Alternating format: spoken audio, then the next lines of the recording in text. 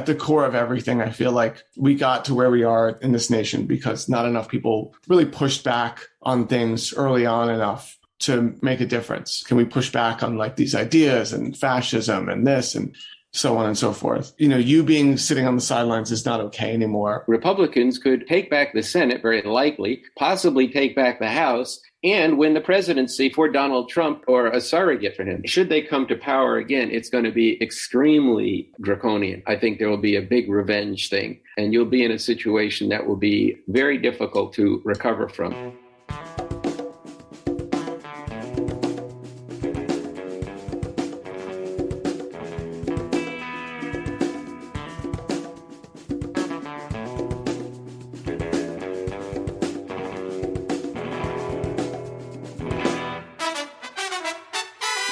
Welcome to episode 80 of the Refuse Fascism podcast. This podcast is brought to you by volunteers with Refuse Fascism. I'm Sam Goldman, one of those volunteers and host of this show. Refuse Fascism exposes, analyzes, and stands against the very real danger and threat of fascism coming to power in this country. In today's show, we're sharing a conversation I've had recently with comedian Walter Masterson, who is known in particular for going deep into Trumpian territory and getting the fascist base to open up to him in often shocking and, yes, hilarious ways. Then, as part of celebrating our 80th episode, we will share an interview with Andy Z, a co-initiator of Refuse Fascism and host of the RNL, Revolution Nothing Less, show on YouTube. But first, wow, this has been a week where we need to stop and do a roundup of news, revelations, reminders, share insights from unlikely sources from Fiona Hill to Bill Maher, and respond to some bad takes. So here we go. This week, we saw the Texas abortion ban, SB 8, lifted for mere hours before being slammed back into place. It was an objectively good thing that one judge, Judge Pittman, lifted the ban and issued a powerful moral and legal statement. It makes sense why people celebrated, but the overall incident should drive home the fact that the judiciary as an institution is overrun with Trump appointees and others holding down the fort for fascism. Roe v. Wade is slated for official gutting or outright overturn when the direct challenge to Roe v. Wade is heard starting December 1st. As Sarah Taylor recently said, quote, "The streets have been far too quiet, and there is way too much fatalistic complicity and acceptance in advance of the unacceptable," end quote. Turning to the attempted fascist coup, Adam Serwer outlines in his piece for The Atlantic, titled "Trump's Plans for a Coup Are Now Public: 5 Ways that Trump Attempted to Stay in Power Despite His Electoral Defeat." While we covered these in previous episodes of the show, they're really worth reminding ourselves of 10 months after the election. 1. Trump tried to pressure secretaries of the state to not certify. 2. Trump tried to pressure state legislators to overturn the results. 3. Trump tried to get the courts to overturn the results. 4. Trump tried to pressure Mike Pence to overturn the results. And through the newly released Eastman memo, we see the further methodic calculation of the Trump team, their blueprint that they believed would work. And 5, when all else failed, Trump tried to get a mob to overturn the results. As Serwer details in his article, quote, "At the core of these attempts is a dangerous ideology, the presumption that because Trump supporters represent, quote unquote, real Americans, the will of Democratic majorities can be disregarded. This does not mean that the Republican Party is incapable of winning majorities, but that winning them is irrelevant to whether or not the party's Trumpist faithful believe they are entitled to wield power. Win or lose, their claim to be the sole authentic inheritors of the American tradition means they are the only ones who can legitimately govern and are therefore justified in seizing power by any means." This is the modern incarnation of an old ideology, one that has justified excluding certain groups of Americans from the suffrage on the basis that their participation is an affront to the political process, end quote. And this week, we learned the details of a meeting between Trump and top DOJ officials in his final days in office, where the only thing stopping him from installing a quote-unquote stop the steal fanatic as acting attorney general was a direct threat of mass resignations from both Department of Justice officials and White House counsel. We've witnessed some of Trump's close circle be subpoenaed by the Special Investigative Committee into January 6th, only to refuse the subpoenas thus far without consequence. This criminal conspiracy to divide these subpoenas is all out in the open, straight from the top, with a letter sent from Trump's lawyer detailed in the New York Times.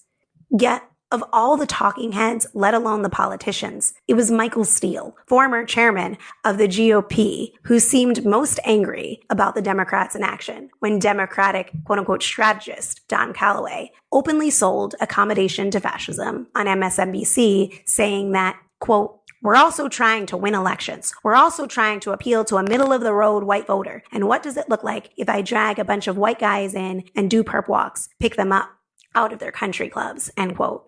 In response to this horrendous display, Steele made the point, quote, "Look, Bannon and others can hold out and not appear, but when the marshals show up at their doorsteps, when they have to get lawyers to deal with that, that's a whole different reality," end quote.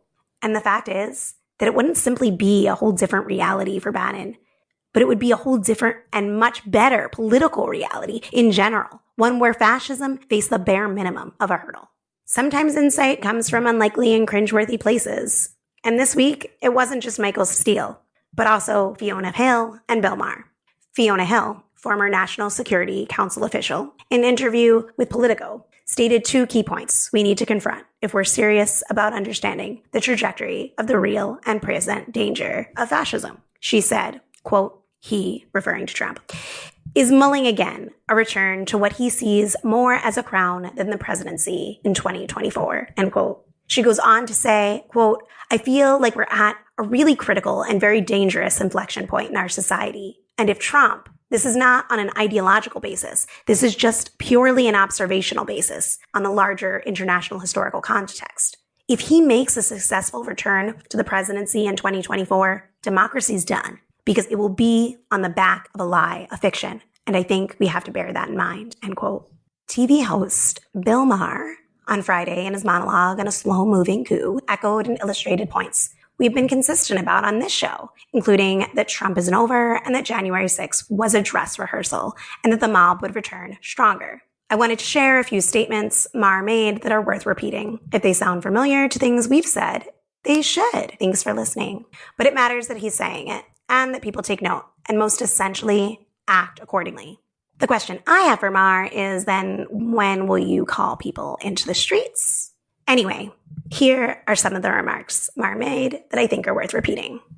He said, quote, "I've been saying ever since he lost, he's like a shark that's not gone, just gone out to sea. But actually, he's been quietly eating people this whole time. By eating people, I mean he's been methodically purging the Republican Party of anyone who voted for his impeachment or doesn't agree that he's the rightful leader of the 7 kingdoms," end quote. In the program, Maher states, quote, "And yet 2024 comes and Democrats treat it as a normal election year. They are living in a dream world where their choice of candidate matters, their policies matter, the number of votes they get matters. None of it does.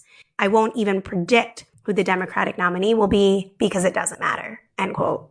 And finally, this is a point I think is essential, that Maher states, quote, "But even if they win, Trump won't accept it," end quote, adding that the fraud this time will, quote, "be fully embraced by stooges he is installing right now," end quote. So what do we do with all this? As co-editor for RefuseFascism.org, Coco Das recently wrote to me. She said, quote, "Trumpism, a 21st century fascism hell-bent on revenge, violence, and the gutting of the rule of law, is far from over. And no one is going to stop them but the millions of people who refuse to lie down and accept it. A mass movement against fascism, even through 4 years of a fascist regime in the White House and all of the crimes we've witnessed, has yet to emerge. And the time that Biden's victory bought us to organize real, undeniable, overwhelming opposition that could actually drive this fascism out of government and society is running out," end quote. Stay tuned to RefuseFascism.org. She is putting out a blistering piece that's going to be there soon. Now, here's my interview with Walter Masterson. So today I am excited to talk with comedian Walter Masterson. Walter has done epic trolling, from being at anti-vax events to school board meetings to confronting Marjorie Taylor Greene and Matt Gaetz.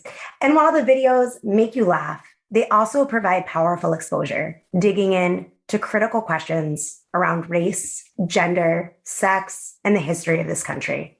So I want to start by saying thank you for the work that you're doing. Thanks not just for making us laugh, but making us question things. And I want to ask, what got you started on this path of waking up and being like, yeah, I'm going to go in the middle of a pandemic to some anti-vax event? Oh God, yeah. Poke the dragon. Like how did that Well, happen? I mean, it was what I do at times seems very journalistic. It seems very activist oriented. And it becomes that the initial motivation was comedy. I mean, these are things that also feel authentic to me. I went through a lot of identity crisis where I was like, what am I doing? There's an activist within me, but I'm a comedian at the end of the day. So, I mean, you can find me funny or not. That's your choice as an American. I think the pandemic radicalized a lot of us, some in good ways, others in just awful ways. I'm sure we all have that friend that you're going, wow, okay, didn't know you believed that. Let's not hang out anymore. And I've grown up. I've been, very privileged. I went to private schools. I had, a decent middle to upper middle class upbringing. I'm white. I'm a, straight male. And, I've also been through the criminal justice system. Around the time that George Floyd happened, I was incensed because I've actually passed $20 counterfeit bills multiple times, knowingly. When I heard that was the motivation behind the cops publicly executing him, I thought, well, I've actually done that multiple times intentionally. Like I knew exactly what I was doing. I've done a lot of things that people have gotten shot over, and I did it with just very bad intent. Obviously, I felt a way about that. I felt strongly about that. And it became a very important issue. It went from being an important issue to being like an issue that just lit me on fire. And I thought that when you dress up like Trump supporters, you can have a very different conversation with them. They're a little bit more honest with their intentions. They're sometimes more agreeable. And I thought this is ripe for comedy. We can do good comedy this way. I thought this is actually like great. I mean, I've always loved Sacha Baron Cohen and vintage Stephen Colbert, so the Daily Show thing. And I thought, well, what I do can be its own brand of comedy. It came from a place of comedy, and it also came from a place of rage. Just as a caveat, if you're not familiar with my work, I show up to anti-vax and Trump rallies. I show up nonviolently to, mock and make comedy and all of that. I'm not showing up with any violent intent and all that. And I think that's why I've sort of been able to sustain, my presence there. I think people that do know me, while they dislike me intensely, they know that I'm not coming to knock anyone out and that my hands stay at my side. Yeah, I think that that's an important part. You're very disarming. You're coming there, yes, to pick and unearth some really telling things, but you're doing it in a way that you're not being combative. You're not doing it to incite any violent reaction. And because of that, you get some frighteningly honest and sometimes scary responses from people. What have you learned that surprised you?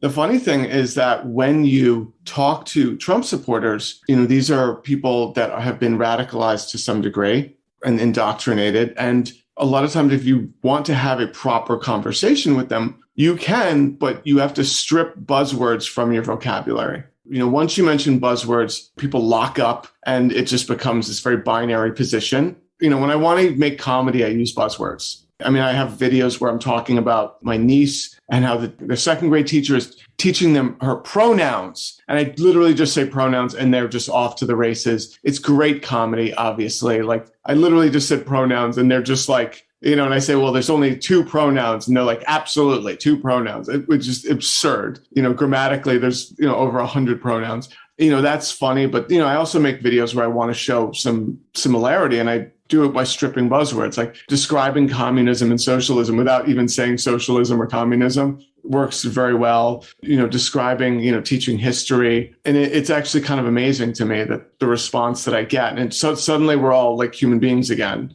And things don't get fucking weird and everything. So, and that's what I think is sort of the dangerous thing. People's identity comes into play. I've interviewed nurses that have been on the front lines of COVID that are anti-vax, anti-mask, COVID denying. And it's like, no, you've literally unplugged people from ventilators after they've died. Like you've seen this, but their identity is coming into play and it's overriding their reality. That's one of the most frightening parts of, what I've seen. So there's hope. And then there's, a lot of like fear and anxiety. That's really heavy, thinking about people not even being able to believe what's really happening in front of them.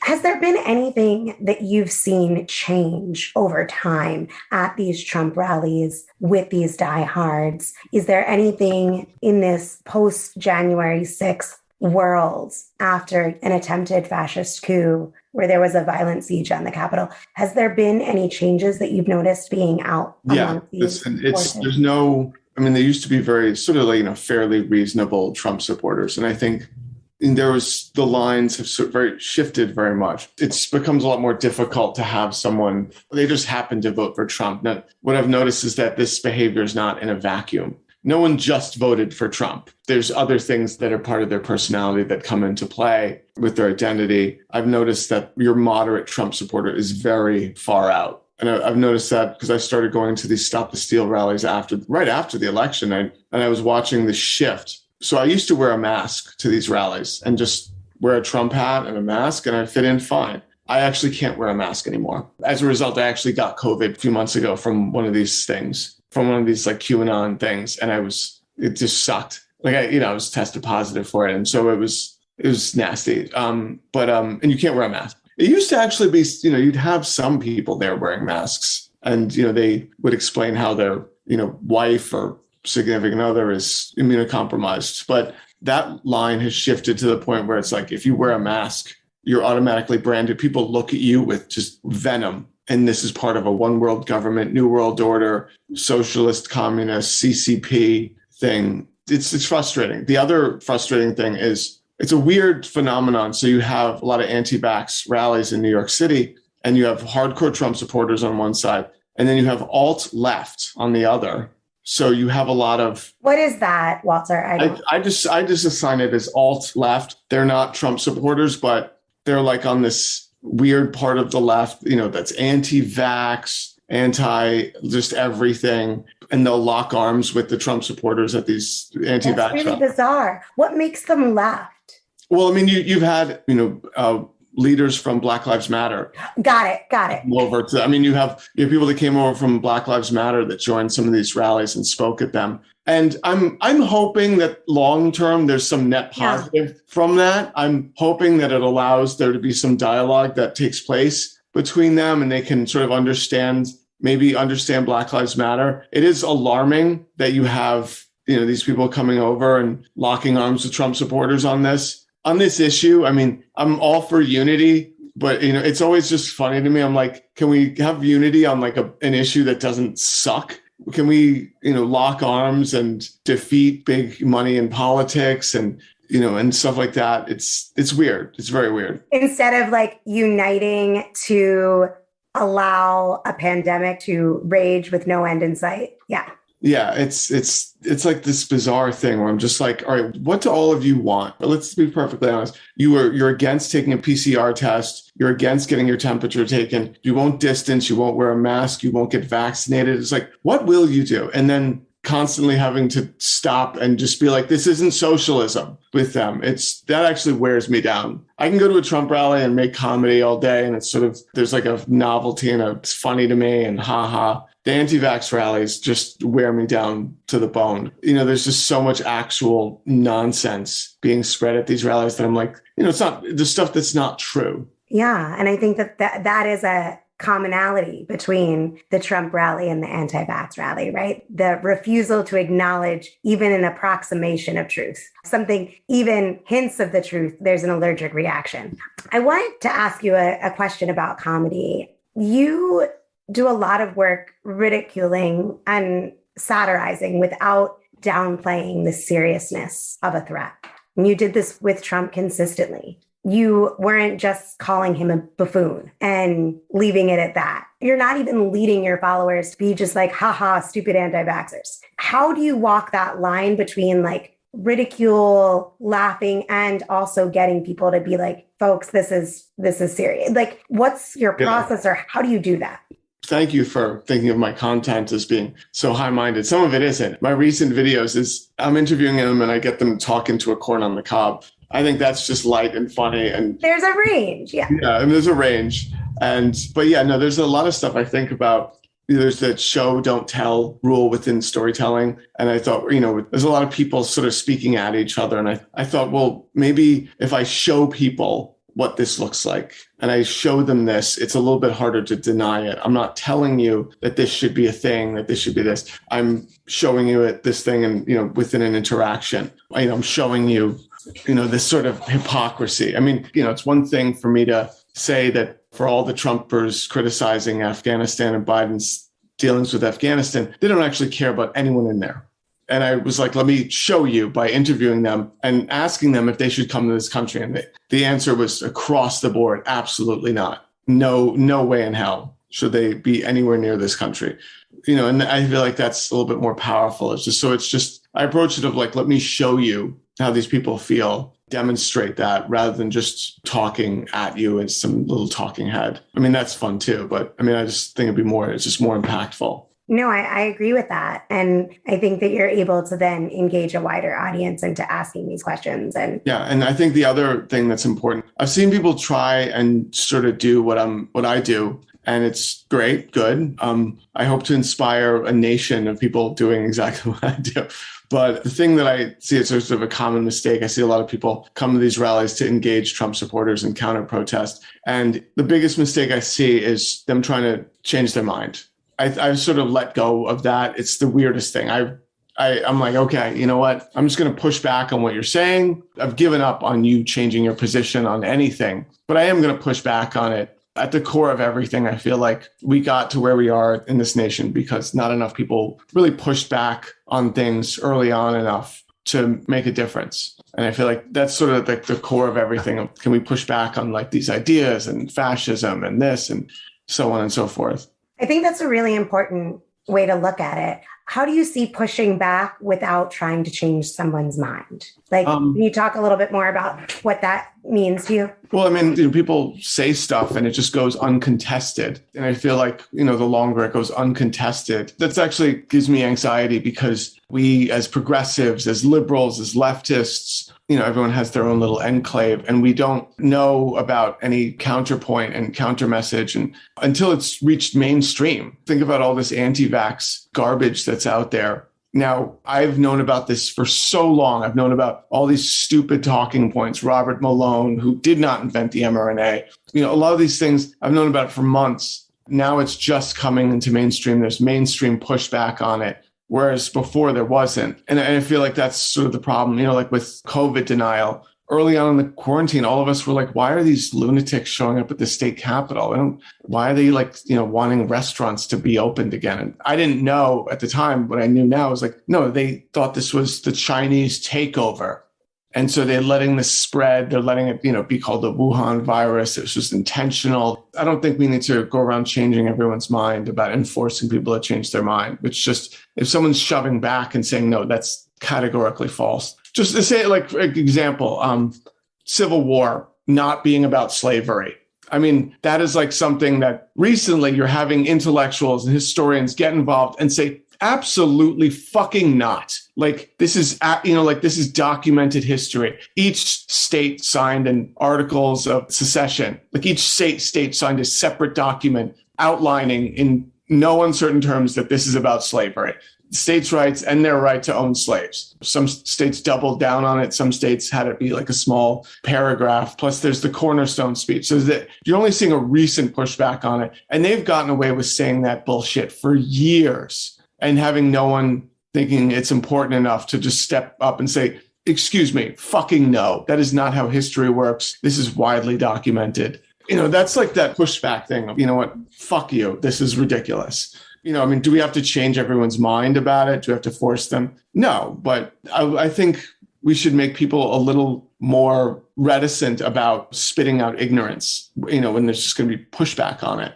I think that there's a lot of truth in that. And I think it also challenges all those people who are sitting on the sidelines and not speaking up to be like, you got to pick a side. Pick a side, not in some like combative way, but are you with truth and reason, or are you with nonsense? And it's funny because, I'm old enough to remember when it kind of was, kind of hip to be like, hey, I'm not political. I'm not involved in all of that stuff. I'm sort of above it all. I'm above all this politics stuff and having opinions on things. And that's not sexy anymore. It's not cool. It's not a cool thing to say.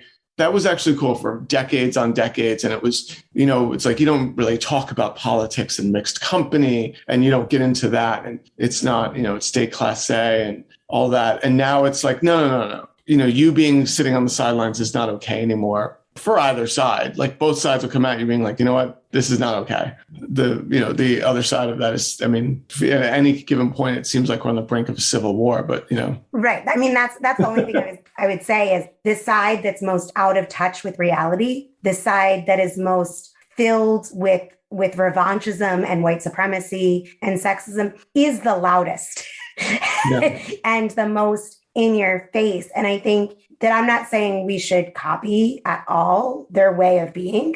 I'm not in any way promoting violence, but I do think that there is something about not biting our tongue and not being silent and not just reserving it to a tweet and being out there and being visible, I think is really important for the people that are on the side of humanity. And it's another thing that I think about a lot is, there's a lot of people in this country that, identify themselves as centrists.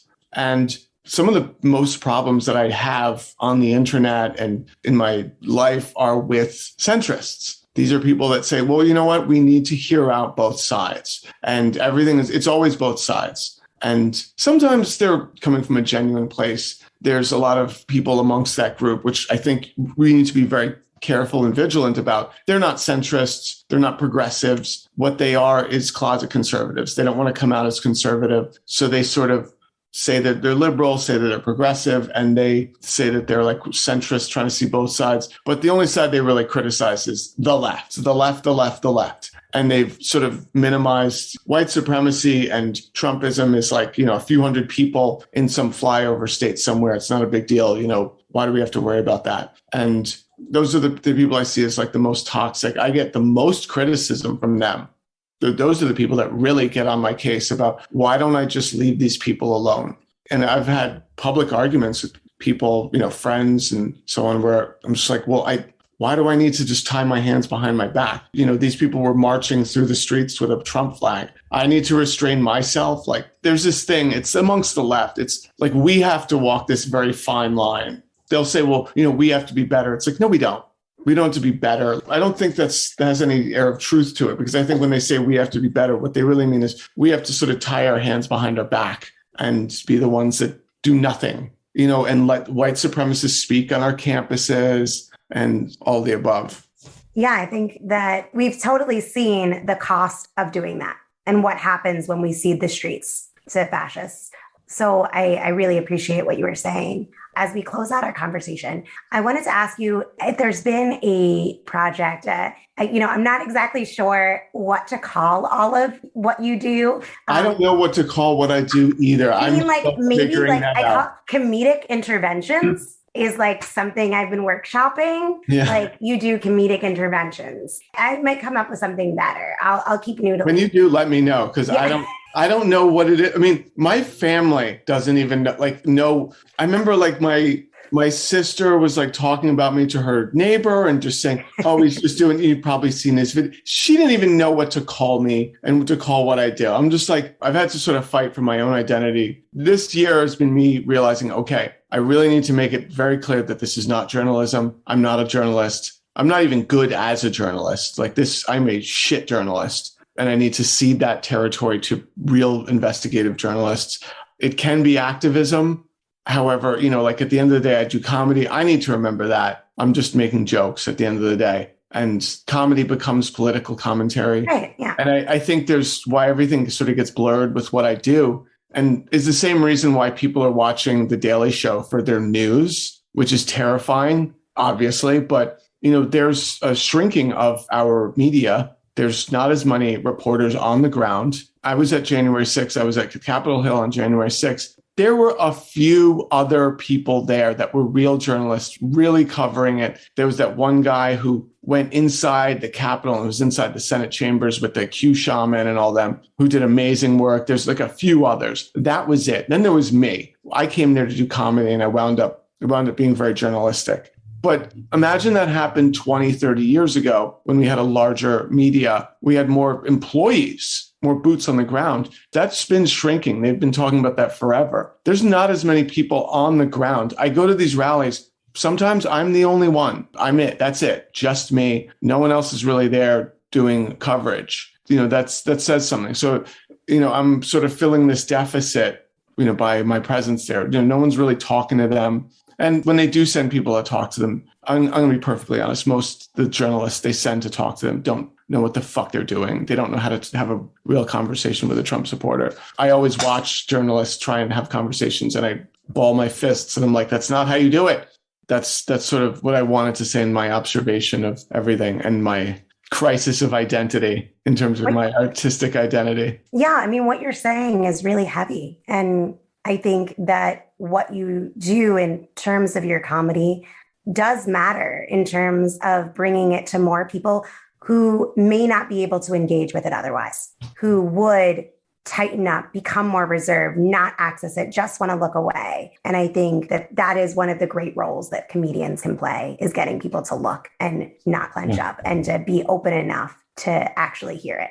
I wanted to give you an opportunity if there was either a project that you just completed where you were like, this was an amazing intervention, or something that is on the horizon where you're like, I'm looking forward to.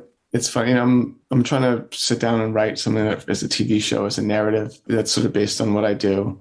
So I don't have anything upcoming. I'm still just going to be doing the stuff you see. And if you want to see me, you can follow me on YouTube, Twitter, Instagram, and TikTok. I am just on I'm sort of on Facebook, but yeah. So Walter Masterson on all those platforms, and you'll just see more of the same.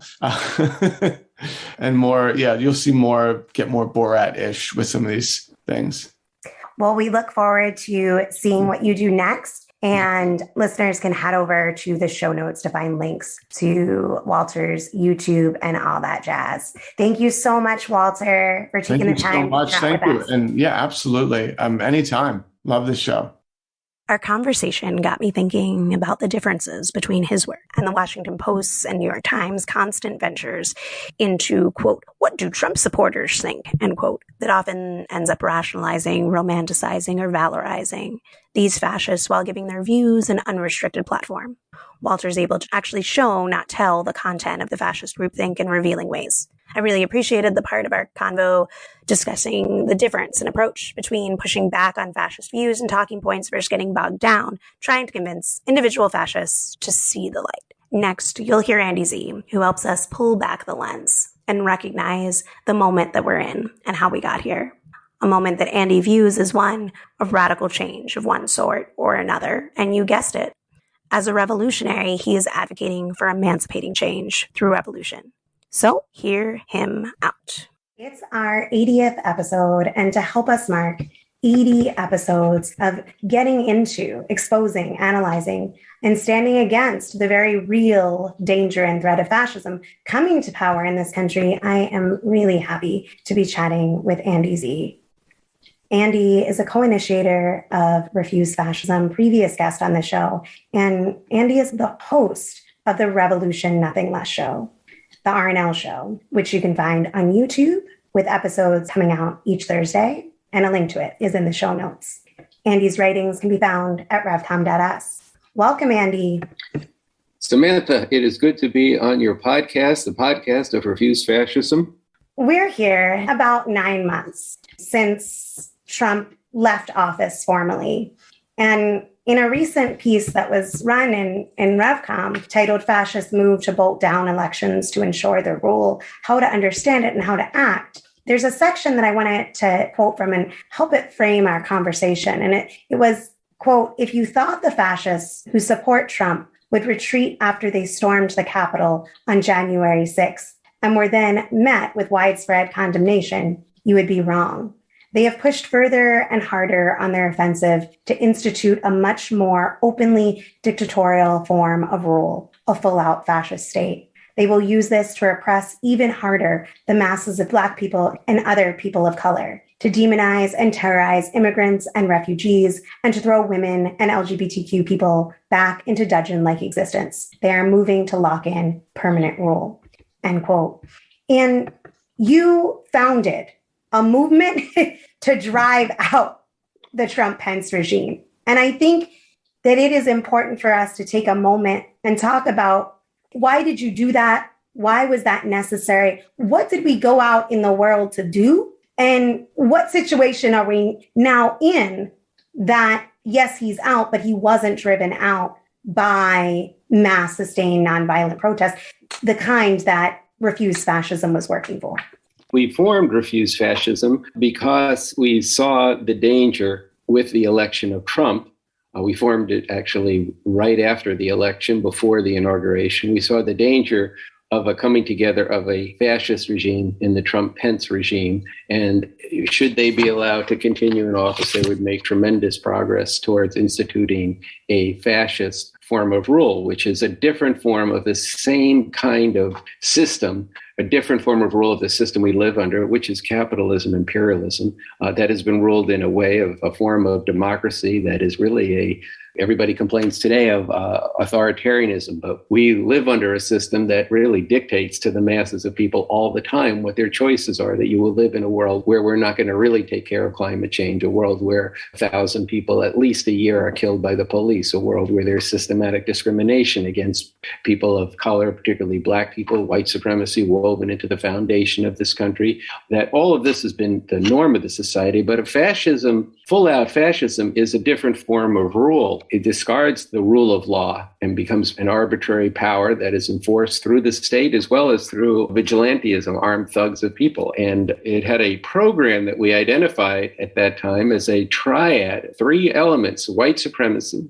patriarchy, which you're seeing now in full effect with the Supreme Court and potentially the loss of the right to abortion for people in this country, either effectively or in fact as a matter of law, and xenophobia, the hatred of foreigners, and an immigration policy that would be a demonization and deportation, including actual death of many immigrants in this process and refugees. So this was a triad. And why we made this analysis and said that this was such an acute situation was that there was this unholy marriage between Donald Trump, a hedonist if ever there was one, and Mike Pence, and that there was this Christian fascist movement that had grown up in the United States over a long period of time, decades in fact, and that Trump recognized that he had to have that base to win, and they made a deal. And the result is what we are seeing today, and it was there on January 6th. Now, this analysis that caused us to form Refuse Fascism, it was developed by the revolutionary leader Bob Avakian, who had been working on this problem for over 30 years and more. This analysis of the growing fascism in this country, going back to the 1980s and deep into the 90s. And so some of us who formed Refuse Fascism, like myself, who's an advocate for the work of Bob Avakian and his leadership and the new communism he's developed, got together with a broader group of people, including Cornel West and scientists and other political leaders, to form Refuse Fascism in December of 2016. So I don't know if that helps in terms of set the political context for why we did this. And then we can talk about how we saw doing this, what happened, what's the situation today, and what needs to be done. If you, in particular, could talk about Refuse Fascism, the vision that we were fighting for was for people to do something that was very, very uncomfortable for people living in this country, but is something that has been done all over the world, which is for people to plant themselves in the streets and be unrelenting, non-violently, demanding the ouster of their tyrant. And while fascists, per se, have not been driven out through that mechanism, tyrants definitely have all around the world. And so that's what we were fighting for. We were fighting for sustained, non-violent mass protests. Can you talk a little bit about what difference it would have made had that been achieved? People did vote, and the fascists was voted out, but the fascism wasn't ousted, in my opinion. How do you see it? Well, look, yeah, we called for a massive nonviolent protests, millions of people flooding the streets and demanding that the regime be removed from office. Then in 2016, 2017, 2018, and today, plenty of reasons, plenty of violations that could have been brought to drive them from office.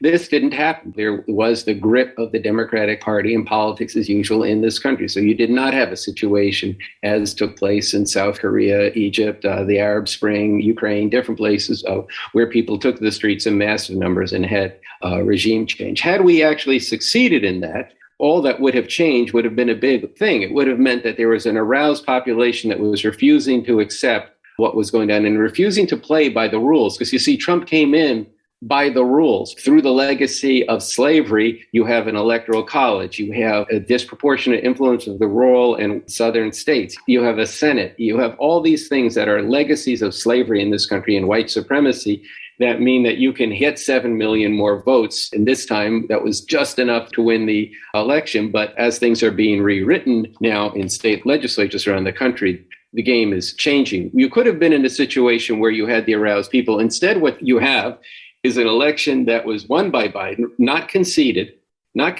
by not only Trump, but at this point, it's close to 40% of the country who believe that Biden is not legitimate president. They've delegitimized the normal form of rule, bourgeois rule in this country. By bourgeois rule, I mean rule in the interests of the capitalist system and the Democratic Party who has lived by that. Ironically, what happens is you have these who had been the mainstream of the Republican Party, these never-Trumpers, actually more enraged and more willing to get outside of things and to criticize this and sound the alarm than many of the Democrats and Joe Biden.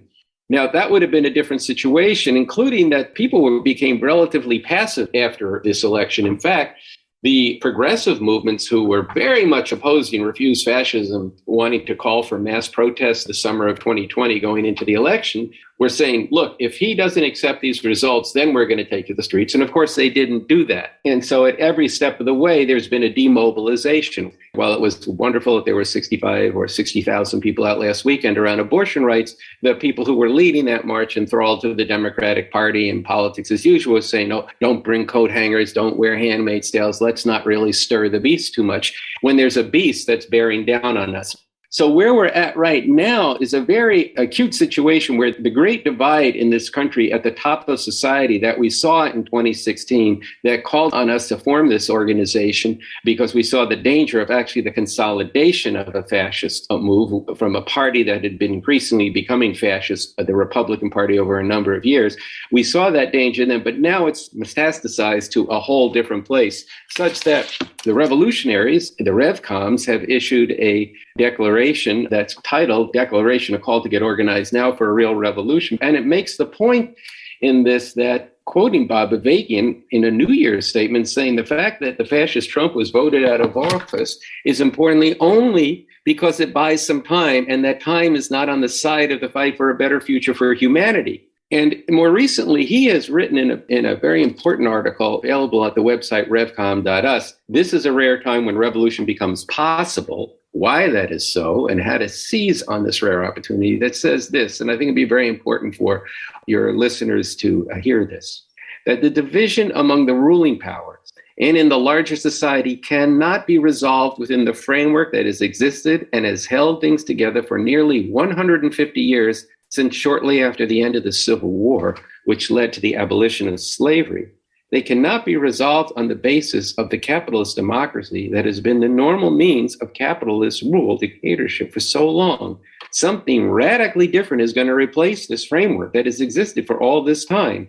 And the declaration and call points out sharply that, quote, the crisis and deep divisions in society now can only be resolved through radical means of one kind or another, either radically reactionary, murderously oppressive and destructive means, or radically emancipatory, revolutionary means. And I think your listeners, and certainly the people who followed Refuse Fascism and those who are interested in it, can see that January 6th, the attempted insurrection or the attempted coup at the Capitol, represented a certain culmination. We said at the time this was more like a dress rehearsal than the final act. And since then, other people have written that it was more like a prologue than an epilogue. And in fact, the movement has become more lunatic, more desperate, more detached from reality, but also more hardened. The core of it has been consolidated.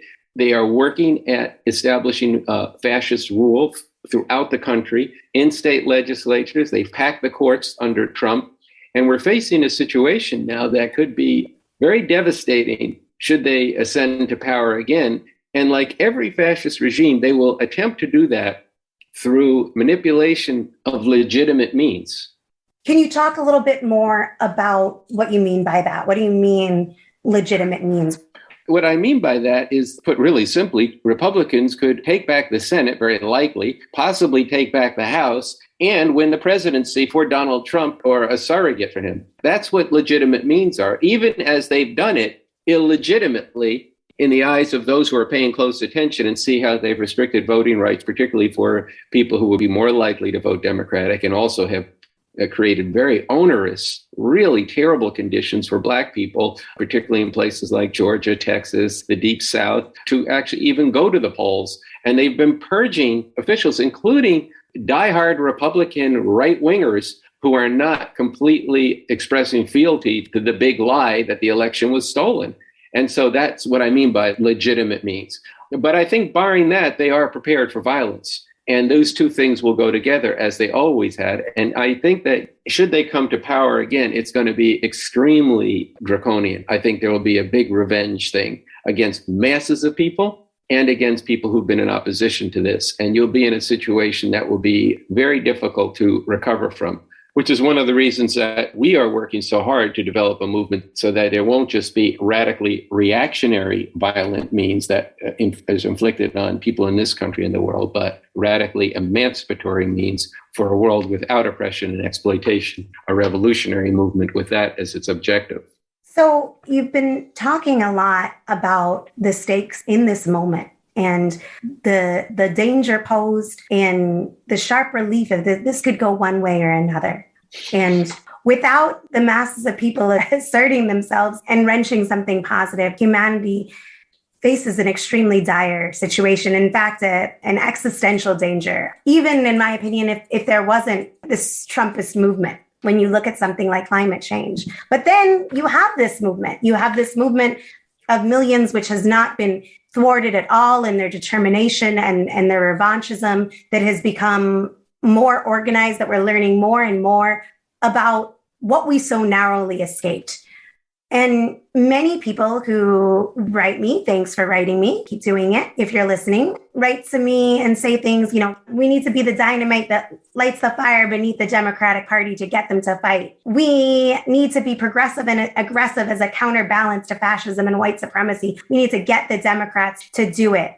And people who are pulling out their hair right now, and there's a lot of confusion, is why has Biden made infrastructure so central and negating the fascist threat? And I was wondering if you could speak a little bit to that, to people who are full of anguish at what the Democrats are doing and want to know, why is this happening? Why, if it's so clear that the Republican fascists are moving to bolt down permanent minority rule, why aren't they fighting this? Well, I think the first thing is because they are representatives of the system itself. That's what they're representing. So you see this very acutely. Every time they try to do something, or you think that every time you want them to do something, they're going to do something that's in accord with the nature of the system that they rule. And the Democrats are very committed to playing by the rules. That's their calling card. They play by the rules. They rely on the norms of what has been democracy in this country, while the Republicans are moving to tear up these norms. We emphasize that in Refuse Fascism, and we've emphasized that in the movement for actual revolution. The Republicans don't give a damn about these rules. In fact, they think these rules are part of the obstacle, which is why they're changing them. You see, but the Democrats, that's their calling card. Why? Because it has been, for 150 years or more since the end of the Civil War, a better way to rule the system, where at least you get people feeling like they have a stake in the government. You hear people say all the time, well, the politicians work for us. Well, no, they don't work for you. They work for the system. And in terms of the fascism, Refuse Fascism is going to continue to expose, as you do every week on your show, what this fascism is about, for people to really understand that it is a very real and present danger. They are growing in their fascist core, even as, numerically they maybe are a little depleted, but there's every basis as things move towards 2018 and then 2022 and 2024 terms and the presidential, they're going to move towards. And there's other things that could cause them to just jump off with some things, that we just don't know about. There's a lot of changes that are the very fast-paced world right now. And I just wanted to close by asking, in this situation, all maybe of our listeners are thinking, wow, things are really fucked. How do you see hope in this situation for the kind of revolution that you were talking about earlier?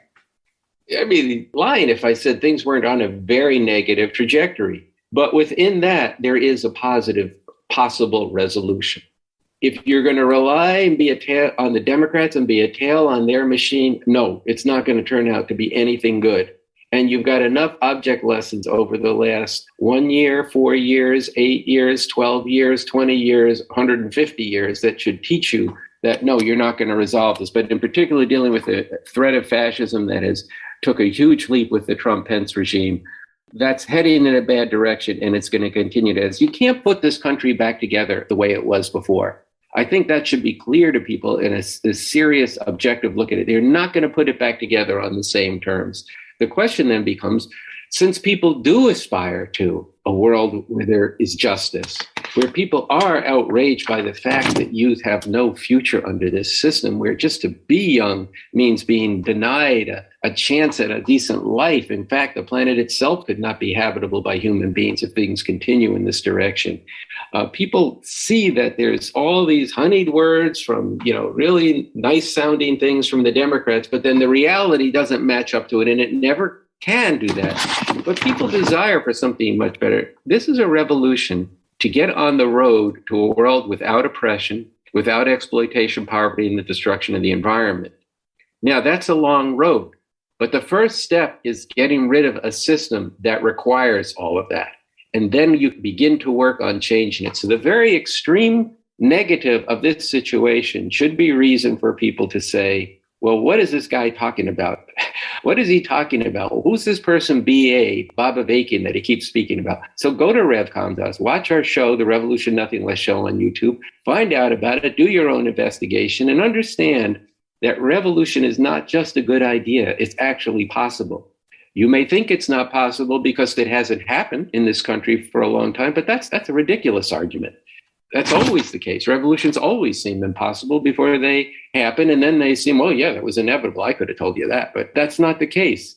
What I want to leave people with is I'm extremely hopeful that people will wake up to the situation we face and take advantage of the fact that there is a theoretical, a doctrine, and an answer to how we could actually bring something very good out of this. And there's a force of people organizing, and there's a leadership for it in the RevComs, and we're organizing for this, and we're uniting with people wherever we can to fight against injustice, but for the purpose of building a movement to finally end all this madness once and for all. I'm personally torn up about going to funerals of people killed by the police that I have been going to for 55 years.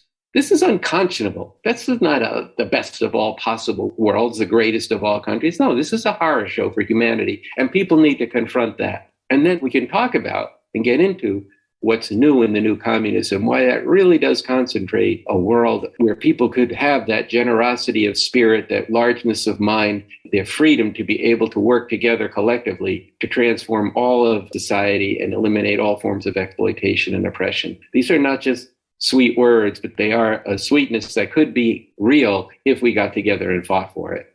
Thanks so much, Andy, for joining us and giving us a lot to think about. And I hope that folks will join me in watching the RNL show, Revolution Nothing Less, on YouTube each Thursday. A link is in the show notes. Again, you can read more from Andy at revcom.us. With all the new revelations that I touched on in the beginning of the episode, Trump should not even be a legitimate candidate. Yet, he has already begun his campaign rallies last night in Iowa as he continued to spew the deadly lies of a stolen election. He had the support of Republican Senator Chuck Grassley and Governor Kim Reynolds standing by him.